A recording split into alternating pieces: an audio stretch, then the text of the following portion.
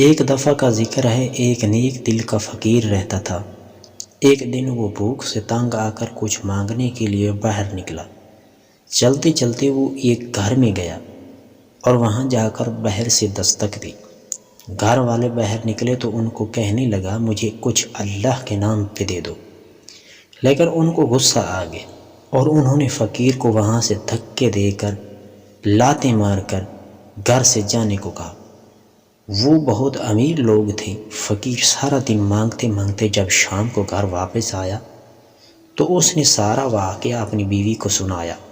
اس کی بیوی نے اسے تسلی دی کہ کچھ نہیں ہوتا، اللہ کے نام پر ہی ہم لوگ مانگتے ہیں، کسی اور کے نام پر تو نہیں مانگتے، لہٰذا وہی روزی روٹی دینے والا ہے، لہٰذا جو اللہ کے نام پر دے دیتا ہے اس کا بھلا ہو جائے اور جو نہیں دیتا اس کا بھی بھلا ہو۔ لیکن وہ رونے لگا کہ اس طرح کا واقعہ کیوں پیش آیا۔ اس کی بیوی نے کہا، ٹھیک ہے، میں آج ہی عدالت شہر جاتی ہوں اور مقدمہ درج کرواتی ہوں کہ اس طرح کا واقعہ انہوں نے رویہ ہمارے ساتھ کیوں کیا۔ اللہ کے نام پر اگر نہیں دینا تھا تو دھکے کیوں دیے؟ جو بھی فیصلہ کرے گی عدالت ہی کرے گی۔ عدالت میں مقدمہ درج کروا دیا گیا۔ عدالت نے دونوں کو نوٹس جاری کر دیا، فلاں دن آپ کو نوٹس ہوگا، تاریخ ہوگی، دونوں فریق اس دن پیش ہوں گے۔ عدالت لگ چکی تھی۔ اب جج صاحب نے سوال کیا کہ معاملہ بتاؤ۔ فقیر بولا کہ میں ان کے گھر گیا، اللہ کے نام پر کچھ مانگا، لیکن انہوں نے دینے کی بجائے مجھے مارنا پیٹنا، دھکے دینا شروع کر دیا اور گھر سے نکال دیا۔ میری انہوں نے بے عزتی کی ہے، لہٰذا مجھے انصاف چاہیے۔ اب جج صاحب نے ان سے پوچھا کہ آپ کا کیا معاملہ ہے؟ وہ بولے کہ انہوں نے اللہ کے نام پر مانگا لیکن ہم نے نہیں انہیں دیا، تو وہ ہمارا معاملہ ہے، اگر ہمارا دل کرتا تو ہم دے دیتے۔ اب جج صاحب نے پوچھا، ٹھیک ہے، اگر نہیں دیے، کچھ بھی نہیں دیا تو وہ تمہارا معاملہ ہے، تم پر چھوڑتا ہوں، مگر دھکے اور ان کی دھکم پھیل کیوں کی؟ اب دھکے دینے پر تو انصاف دیا جائے گا نا۔ انہوں نے کہا، ہمارے دروازے پر کیوں آیا؟ اگر نہ آتا تو ہم دھکے بھی نہ دیتے۔ دروازے پر ہمارا تھا، دھکے بھی ہم نے دیے، گھر بھی ہمارا تھا، ہمارے گھر آیا، اگر نہ آتا تو ہم دھکے بھی نہ دیتے، اگر دوبارہ آئے گا تو پھر بھی اس کے ساتھ یہی رویہ اختیار کیا جائے گا۔ یہی بات جج صاحب نے سن کر پوری عدالت میں سناٹا چھا گیا۔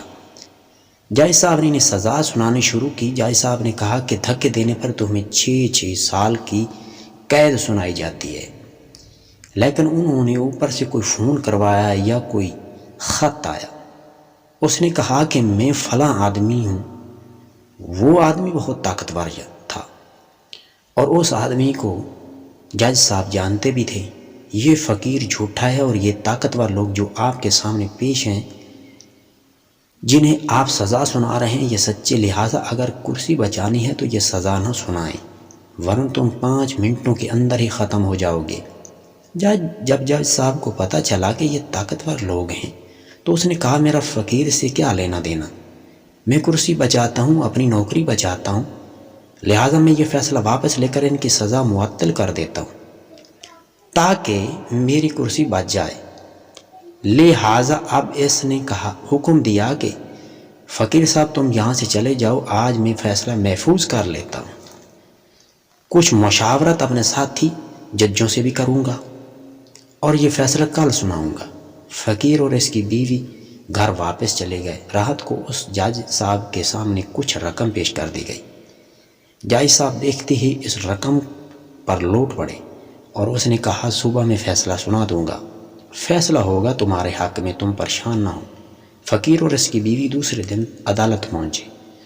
وہ طاقتور لوگ بھی عدالت آ گئے۔ جج صاحب نے فیصلہ سناتے ہوئے کہا کہ فقیر ان کے گھر کیوں گیا، لہٰذا ان کو 6 سال کی سزا سنائی جاتی ہے، اور جو ان گھر والوں نے ان کو دھکے دیے وہ حق پر تھے، ان کا حق بنتا تھا کیونکہ وہ ان کے گھر گئے۔ اس لیے یہ درخواست یہاں پر نمٹا کر فقیر اور اس کی بیوی کو 6 سال قید کی سزا سنائی جاتی ہے اور گھر والوں کو چھوڑ دیا جاتا ہے۔ یہاں پر وہ چیختے چلاتے رہے، روتے رہے، پیٹتے رہے، لیکن ان کی کوئی بھی نہ سنی گئی۔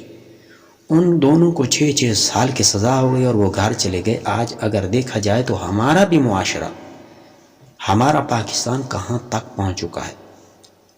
وہ فقیر کی طرح، وہ غریب لوگوں کی طرح لوگ عدالتوں کے دروازے دیکھ دیکھ کے تھک گئے ہیں، لیکن کوئی بھی انصاف نہیں مل رہا۔ انصاف کی دھجیاں اڑا دی گئی ہیں، انصاف ہوتا ہوا دکھائی نہیں دے رہا۔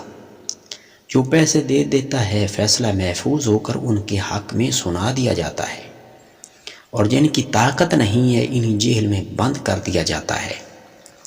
اگر کچھ لوگ ان کے حق میں نکلتے بھی ہیں تو انہیں مار پیٹ کر فوراً گرفتار کر کے حب الوطنی کے سرٹیفکیٹ مانگے جاتے ہیں، ثبوت مانگے جاتے ہیں۔ لہذا یہ جو کچھ بھی پاکستان کے اندر ہو رہا ہے وہ اس فقیر، غریب اور طاقتور لوگوں کی طرح ہو رہا ہے۔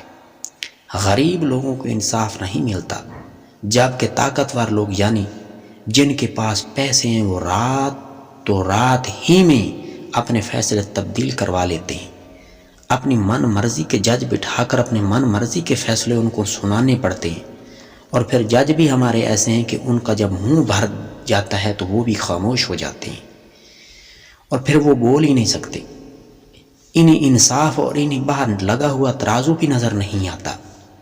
لہٰذا اللہ تعالیٰ ہمارے پر رحم کرے، اور اللہ تعالیٰ ان ججوں پر بھی رحم فرمائے جو جج ہمارے پاکستان کا بیڑا غرق کیے ہوئے ہیں۔ غریب لوگوں کی کوئی بھی نہیں سنتا، مگر امیر لوگوں کی ہر کوئی سنتا ہے، اور ان کی منٹوں میں سنائی دیتی ہے، کیونکہ ان کے پاس ڈالرز ہیں، اور جو غریب لوگ ہیں ان کے پاس ڈالرز نہیں۔